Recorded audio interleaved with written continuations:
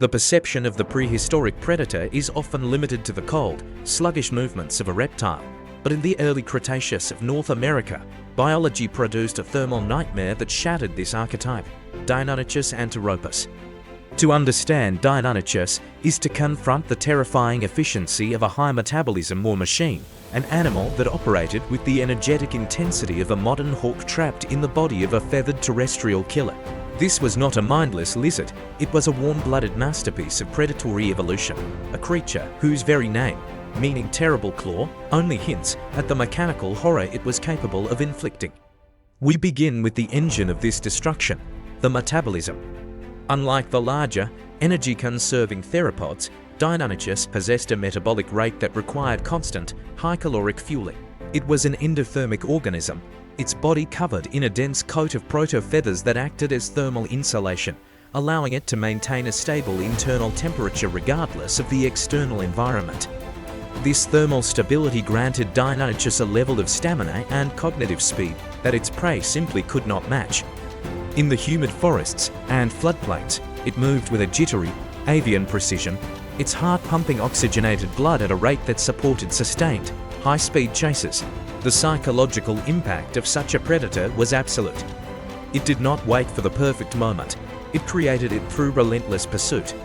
The primary weapon of Deinonychus was the second pedal digit of 15 cm, sickle-shaped claw that was held retracted during locomotion to maintain its razor-sharp edge. This was not a tool for slashing, as popularly depicted, but a precision instrument for puncturing and disemboweling. Biomechanical analysis of the claw's curvature and the muscular attachments of the leg suggests a raptor prey restraint strategy. Deinonychus would leap onto its victim, using its body weight to pin the prey to the ground, while its wings' feathered forelimbs flapped vigorously to maintain balance. Once stabilized, it used its sickle claws to pierce the vital organs or the carotid arteries of its struggling target. This was a surgical termination of life, executed with the cold intensity of a biological machine.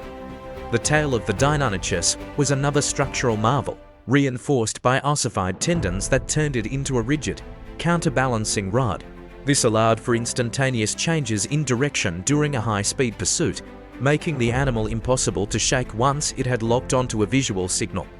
Its vision was binocular, providing the depth perception necessary for the complex, three-dimensional environment of the undergrowth. It perceived the world in high definition, tracking the slightest twitch of a muscle or the subtle shift of a shadow. If you find this forensic deconstruction of the ancient world's most efficient killers compelling, ensure you are subscribed to the channel and have liked this video. Your engagement is what allows us to continue bringing these scientific archives to life with unparalleled detail. The life of a Deinonychus was a constant battle against its own energy demands. To maintain its high body temperature and active lifestyle, it had to consume vast quantities of meat, leading to a state of perpetual hunger that dictated its every movement. This metabolic pressure created a social dynamic that was likely as violent as it was cooperative. While evidence suggests they may have gathered to take down larger prey like the ornithopod Tenontosaurus, these were not organized packs in the mammalian sense. They were more likely a mob of high-energy individuals driven by a collective hunger, a chaotic assembly where the strongest ate first and the weakest were lucky to survive the scraps. This is the raw reality of the Mesozoic, a world where your own kind was often as dangerous as the enemy. The respiratory system of Deinonychus was a precursor to the modern avian system, utilizing air sacs to ensure a continuous flow of fresh oxygen through the lungs during both inhalation and exhalation. This allowed for incredible aerobic capacity, meaning Deinonychus didn't just sprint. It could run until its prey's heart literally failed from exhaustion. It was a thermal nightmare because it never stopped, never slowed, and never cooled down. The intelligence of Deinonychus, evidenced by its high encephalization quotient, meant it was capable of complex observational learning. It could map its territory, anticipate the movements of migratory herds, and utilize the terrain to its advantage. Its brain was wired for the hunt, with a massive olfactory bulb and an enlarged cerebellum for superior motor control. When we look at the skeletons of these creatures, we see the blueprint for the modern bird of prey, but scaled up to a size that could threaten a human. The hands of Deinonychus were equipped with 3 long, clawed fingers, designed for gripping and holding struggling prey while the foot claws performed the execution. This was a multi-point attack system where every limb was weaponized. The feathers were not for flight, but for communication, camouflage, and thermal regulation, likely displaying vibrant patterns that signaled dominance or breeding readiness within the species. As we examine the biomechanics of its jaw, we find a bite that was surprisingly powerful for its size, designed to hold on tight rather than crush bone. The teeth were serrated like steak knives, angled backward to prevent prey from pulling away. Everything about this animal was a specialized solution to the problem of high speed, high energy predation. It was a climax of evolutionary design that operated at the absolute limit of biological intensity. This is the documentary truth of the Deinonychus. It was the ultimate expression of the thermal nightmare, a predator that lived fast, hunted hard, and left a legacy of terror in the fossil record. As we move deeper into the specific mechanics of its group hunting tactics and the tragic collapse of its ecosystem, we see an animal that was perfectly adapted to its time, a high-octane killer in a world of giants. The collaborative aggression of Deinonychus is best observed in the fossilized carnage of the Clovelly Formation, where the remains of multiple raptors are frequently found in association with the massive ornithopod Tenontosaurus. This is not evidence of a disciplined wolf pack, but rather a frenzied mob feeding event, a biological flashpoint where the high-octane energy of several individuals converged on a single target. To a Tenontosaurus, an adult Deinonychus was a manageable threat, but 5 or 6 was a terminal sentence. The strategy was one of attrition and systemic shock. While one raptor engaged the head to distract the herbivore, others would leap onto the flanks and back, using their powerful forelimbs to anchor themselves while the sickle claws worked like surgical chisels. This was the raptor prey restrained in a group setting. By flapping their feathered arms, the Deinonychus could maintain a stable upright position even as the Tenontosaurus bucked and thrashed in a desperate attempt to dislodge them. The repetitive, deep puncturing of the respiratory and circulatory systems led to a rapid loss of blood pressure and eventual collapse. This was not a clean kill, it was a chaotic, prolonged dismantling of a living organism by a group of predators that could not afford to let a single meal escape. The metabolic tax of such a hunt was immense. Each second of high-intensity combat drained the raptor's glucose reserves, creating a desperate, almost feral urgency to feed. This urgency dictated a social hierarchy of violence. In these feeding frenzies, there was no shared bounty. The largest and most aggressive individuals would monopolize the softest, most nutrient-rich tissues, often snapping and clawing at their own kin to defend their portion. The scars found on Deinonychus remains healed fractures and puncture wounds in the skull suggest that intraspecific competition was a constant reality. They were competitors first and collaborators only when the size of the prey demanded it. If this uncompromising look into the brutal social dynamics and predatory mechanics of the Cretaceous world is providing you with a new perspective on these icons, ensure you are subscribed and have liked this video. Your support is what allows us to bridge the gap between bone and behavior. The anatomy of the Deinonychus foot was the structural centerpiece of this lifestyle. The hinge-like joint of the second toe allowed the sickle claw to be retracted over 90 degrees, protecting the keratinous sheath from wear against the ground. When engaged, the digital flexor muscles, which were disproportionately large, provided the force needed to drive that claw deep into bone and gristle. This was a weapon designed for high-pressure environments. But the most overlooked aspect of Deinonychus was its sensory coordination.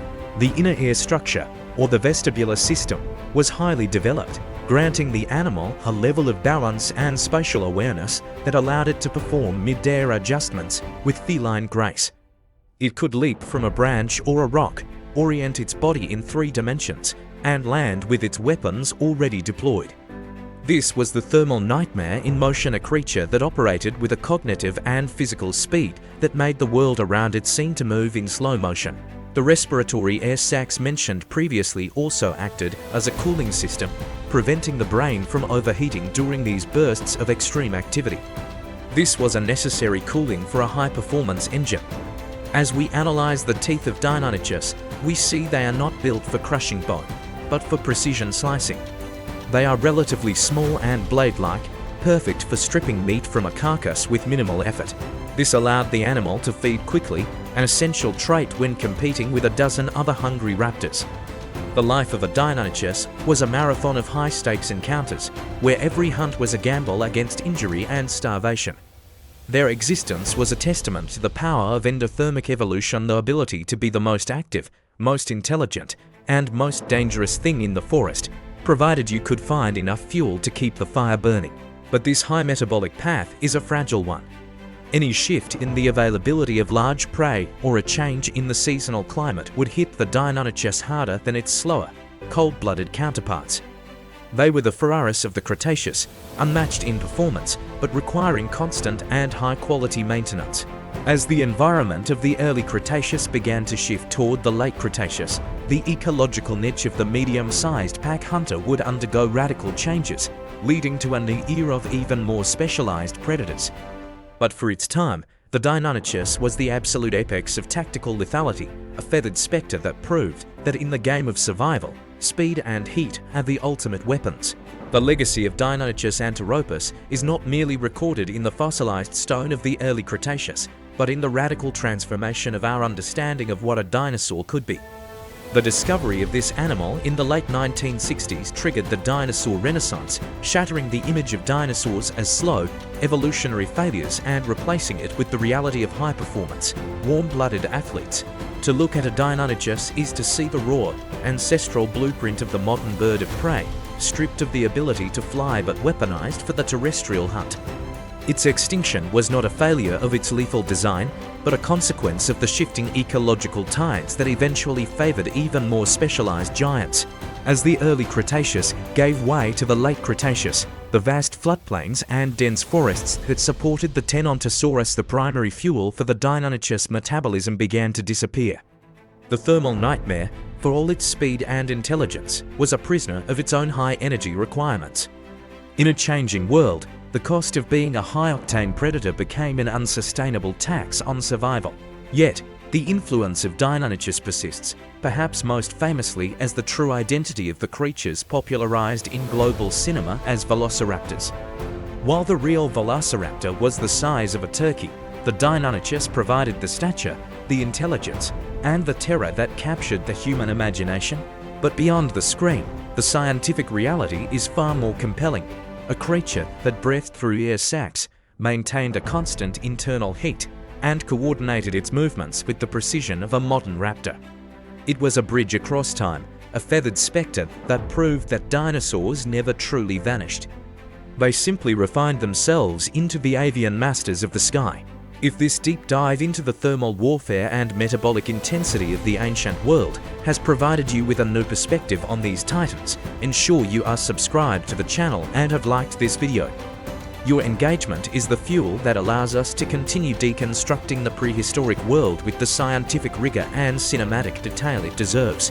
The story of Deinonychus is a testament to the power of endothermy and the relentless drive of evolution toward higher intelligence and greater speed. It was a predator that lived with a feverish intensity, its every heartbeat a calculated step toward dominance in a world of giants. As we close this chapter in the Valley of Titans, we leave the Deinonychus in the shadows of the Cretaceous undergrowth, where it remains the ultimate expression of tactical lethality. It was the original raptor, the terrible claw that rewrote the history of life on Earth, and a reminder that even the most formidable hunters are but players in a much larger, global game of survival. The era of the Deinonychus may have ended, but the fire of its high metabolic spirit continues to burn in every hawk and eagle that circles the skies today. This is the conclusion of the thermal nightmare, the final analysis of the predator that forced us to change the way we see the past.